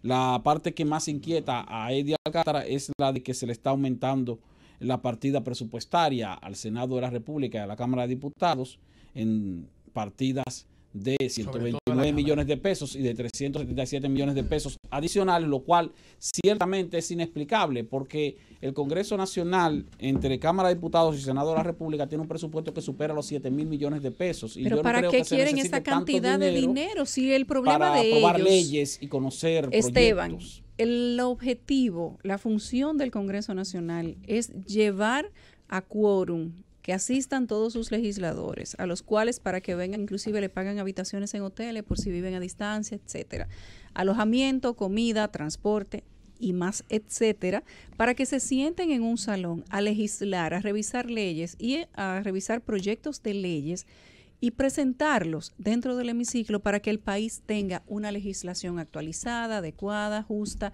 etcétera. Pero además, velar por la aplicación correcta del presupuesto nacional. Eso está dentro de las atribuciones del Congreso. Ahora, dentro de todas esas actividades, ¿cuántas cosas hay que ameriten? No hay proyecto de infraestructura, no hay inversión pública, no hay ningún tipo de actividad original, vamos a decirlo de esa manera, que sea propia del Congreso Nacional, que amerite una inversión cuantiosa en cuanto a fondos se refiere. ¿Por qué hay que aumentarle los fondos al Congreso? Sobre todo en un año preelectoral. No, y sobre todo después que denunciaron que el presidente saliente dejó un déficit de 200 millones de pesos. Entonces, si la idea es tapar ese hueco, sacándoselo de los bolsillos a los dominicanos, yo entiendo que estamos mal. Hay un diputado Estamos que mal. dice Tú endeudar que el al país no es de 200 millones. ¿Qué de más? Que es de mucho Está bien, más. pero le están poniendo 200 ahí Lo para que el amiguito no tenga problemas. Lo que yo no entiendo es cómo que el Congreso Nacional, los senadores y diputados incurren en déficit cuando tienen partidas presupuestarias para asuntos de asistencia y de regalo y de barrilito y de repartición. O sea, no tiene explicación. ¿Cómo que tú caes en un déficit presupuestario si tú una parte importantísima del presupuesto lo utilizas para repartírselo entre los propios legisladores? Es que no ha habido nunca déficit presupuestario en ninguna O sea, que le dan dinero para que regalen y aún así le falta. Aún así no ha habido excedente, o sea, no ha habido déficit nunca. No, hombre, no. Es que utilizan dinero para cosas que no tienen que utilizarlo. Detrás de la comisión, eso que genera el tubo construir en sitios donde no se puede construir, rompiendo y haciendo vaina de nuevo. Eso es todo lo que hay. Nunca ha habido ese déficit. El gobierno de la tarde. Regresamos al gobierno de la tarde. Ya estamos en el último tramo. Nos quedan 15 minutos de gobierno de la tarde para este día 29 de noviembre. Miren, desde hace varios días, no tantos, República Dominicana tiene una serie de opiniones encontradas en medios de comunicación, más en redes sociales, respecto del pacto por la migración que ha presentado la ONU a diferentes países hace unos meses, pero que todavía en República Dominicana, que es uno de los países que firmó en primera instancia el acuerdo, no ha sido discutido. Ese acuerdo nos coloca a nosotros entre los países que aprobaron en julio pasado el Pacto Mundial por una Migración Segura, Ordenada y Regular de la Organización de las Naciones Unidas, que deberá ser ratificado, lo dije hace un momento, en diciembre próximo en una reunión en Marruecos, desde el que el Estado se va a hacer signatarios.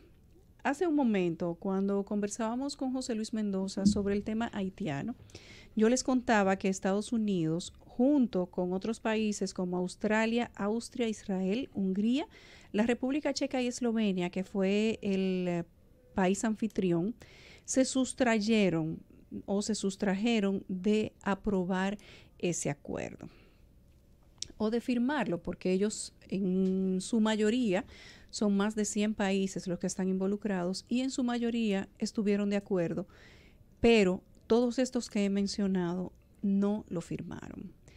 Esos países que menciono que no estuvieron de acuerdo con este Pacto Mundial por Migración, dijeron que ellos no iban a entrar en contradicción con la política migratoria de su nación, porque luego de leer las casi 30 y tantas páginas que tiene este acuerdo, ellos entendieron que lo que plantea la ONU no es viable, porque de lo contrario ellos entrarían en contradicción con su propia ley migratoria, la que, según inclusive dijo Estados Unidos, les ha dado mucho dolor de cabeza mantener. Nosotros vivimos en una época donde las fronteras, que no son más que las cicatrices de la historia entre países que nacieron siameses y que además no pueden dividirse, han traído situaciones de conflicto por un tema de orden, un país que es más rico, uno que es más pobre. Si ambos fueran o tuvieran igual condición económica, probablemente no hablaríamos de una frontera protegida, porque se permitiría el libre tránsito hacia ambos lados y lo que habría sería una cooperación permanente tanto en el ámbito económico como en el ámbito social y político. Sin embargo, ese no es el caso de los principales países, al menos los que he mencionado, que estuvieron presentes en esta discusión, en esta presentación de este gran acuerdo por la migración justa, decía las Naciones Unidas, justa, ordenada, regular y etcétera, que ellos han presentado en vista de todo lo que ha venido pasando con las masas migratorias. Nosotros vimos cómo desde hace varias semanas Estados Unidos es material de titular, es objeto de primera plana por aquella caravana migratoria que salió desde el Triángulo Norte y tenía como único objetivo pisar territorio estadounidense y acogerse a un régimen que planteaba la protección a los refugiados. O lo que nosotros podríamos llamar en otro tópico, pedir un asilo. En República Dominicana nosotros no hemos tenido muchas situaciones como esta. Los pedimentos de asilo que nosotros hemos conocido han sido de figuras conocidas y recuerden que no hace tanto tiempo, siendo el presidente Leonel Fernández, creo, el primer mandatario de la nación, nosotros tuvimos que acoger aquí a Manuel Zelaya.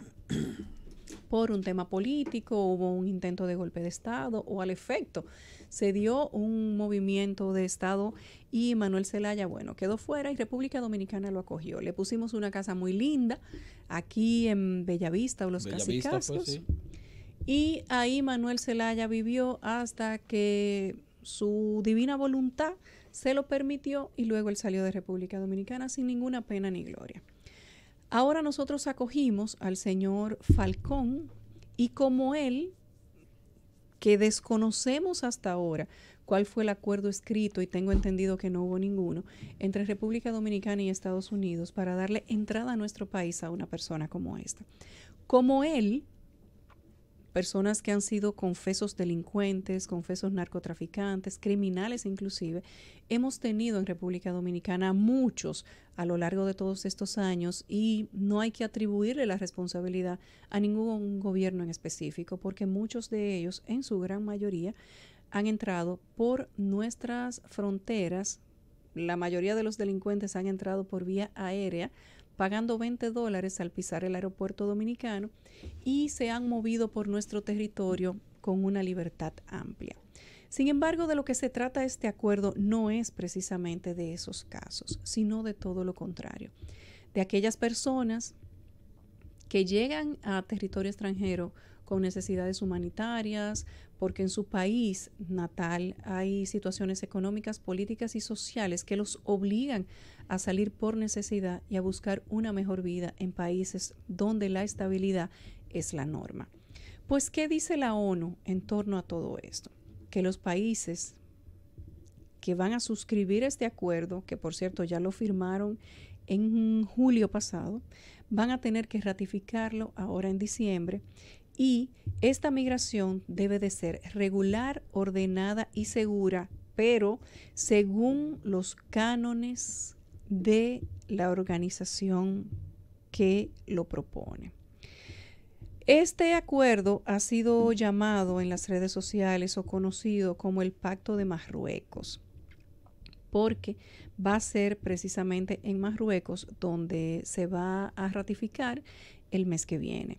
He visto cómo en las redes sociales hay muchas opiniones a favor y en contra, y cómo se confunde la intención del acuerdo con el tema de fronteras abiertas. República Dominicana, que no ha hecho público, por cierto, el contenido de este acuerdo, no ha socializado con el país cuál es el compromiso que vamos a contraer como Estado, como país soberano, como un país que tiene una frontera que es porosa, que es débil, que es prácticamente virtual y que nos genera problemas, inconvenientes, dolores de cabeza, sufrimiento de manera permanente y prácticamente todos los días. Hasta ahora, los representantes de la ONU han dicho que el acuerdo no es extremista, aunque algunos representantes de los países que estuvieron en la presentación dijeron que sí lo era, y que además era contrario al sentido común y que iba en contra de las leyes migratorias de alguno de esos países, y de plano lo descartaron. Otros han dicho que es extremista y fomenta la inmigración, y dicen que la inmigración, algo que de manera personal estoy de acuerdo y ratifico, es un asunto de seguridad nacional. Sin embargo, la ONU ha dicho que el documento no será vinculante, pero al final se le pide a los países que elaboren programas especiales. Esto lo ha dicho el canciller húngaro, el señor Péter Szijjártó. Pues el Pacto para la Migración compromete a los gobiernos con toda una serie de objetivos a la hora de gestionar las migraciones. Y ojo, porque he dicho anteriormente 2 veces que República Dominicana, que nuestros gobernantes, que nuestro canciller, que por cierto se maneja de lo más polite, no han socializado con el país, que es lo que van a firmar en Marruecos los próximos días 10 y 11 de diciembre.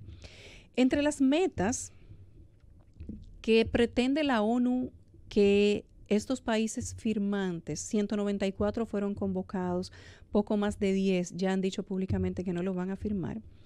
Quieren que se comprometan todos estos gobiernos con una serie de objetivos a la hora de gestionar las migraciones, y entre estos objetivos están ampliar las vías de migración regular. Oigan esto. Usar la detención de indocumentados únicamente como último recurso y ofrecer acceso a servicios básicos a todos los inmigrantes sin importar su estatus. Una preguntita, Yulisa, disculpa. Estados Unidos está entre los países que no quiere firmar ese... Que no, dijo que no lo va a firmar. No firma nada. Pero fíjate un asunto, nosotros somos un país con la característica de que somos un país que tenemos inmigrantes y que tenemos emigrantes. El 87% de los emigrantes dominicanos emigra hacia territorio norteamericano. A nosotros nos conviene asumir la misma posición que asume Estados Unidos, porque si no, nuestros emigrantes hacia Estados Unidos tendrían un tratamiento diferente al que tendrían nuestros inmigrantes desde Haití. Y nos conviene que sea el mismo tratamiento, porque nosotros somos hacia Estados Unidos los mismos que son nuestros vecinos haitianos hacia la República Dominicana. Pero según unos parrafitos que Yulisa leyó ahorita de ese acuerdo, prácticamente frontera abierta. Bueno, si se detallan algunas cosas que están ahí. Entonces, si nosotros no vamos a recibir ese trato de Estados Unidos, como es lógico, no podemos darle ese mismo trato a nuestros vecinos. Nosotros firmamos todo. Estados Unidos no firma nada. No es que Estados Unidos obliga a todo el mundo a que se suscriban a la Corte y a la Comisión de los Derechos Humanos. Y ellos no están. Estados Unidos lo que obliga a todo el que pisa su territorio es a cumplir con su ley. Y yo creo que esa podría ser una posición a emular por parte de República Dominicana. Por parte nuestra. Y no firma de manera internacional, ni siquiera por presión, nada que contravenga lo escrito en esa ley migratoria. Y es lo que ha dejado establecido cuando fue precisamente a la presentación de este pacto por la migración que ha presentado la ONU. Hay algunas metas que son genéricas, como la cooperación para abordar las causas que motivan la migración o mejorar las vías de migración legal, que ahí prácticamente los 192 países estuvieron de acuerdo. Pero hay compromisos concretos como medidas contra la trata y el tráfico de personas, evitar la separación de las familias. Oigan esto, recuerden el episodio que tuvo el presidente Donald Trump y que lo tuvo el presidente Barack Obama, pero con un mejor manejo de la opinión pública. Cuando se llevaron los niños a las jaulas, los separaron, le daban para abrigarse grandes fardos de papel de aluminio y luego entonces las familias no sabían dónde estaban los niños y los niños no sabían dónde estaban los padres. Y esto generó todo un conflicto internacional que ustedes pudieron ser testigos.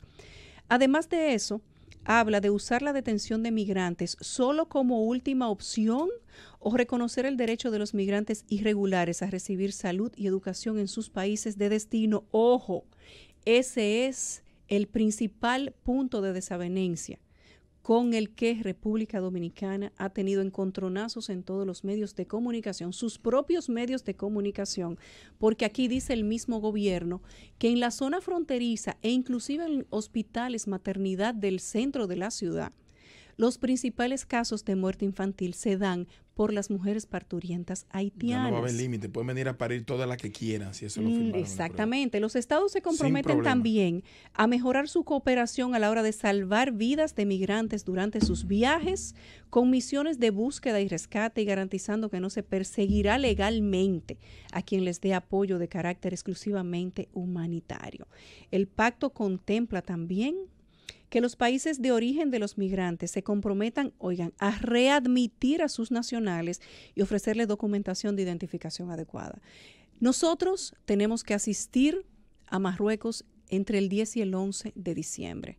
Todavía al día de hoy no se ha hecho público en este país cuál es el contenido de ese acuerdo por el que lo firmará la Cancillería, pero va a ser en representación de estos 10 millones de dominicanos. Simplemente, antes de confirmar ese acuerdo, el gobierno dominicano tiene que explicarle a este país cuál es el compromiso que va a contraer en nombre de todos sus ciudadanos. Y por último, no podemos firmar ni siquiera por presión un acuerdo que podría traernos conflictos de interés máxime en momentos en el que el tema migratorio es un dolor de cabeza permanente. Ojo, Cancillería. El gobierno de la tarde.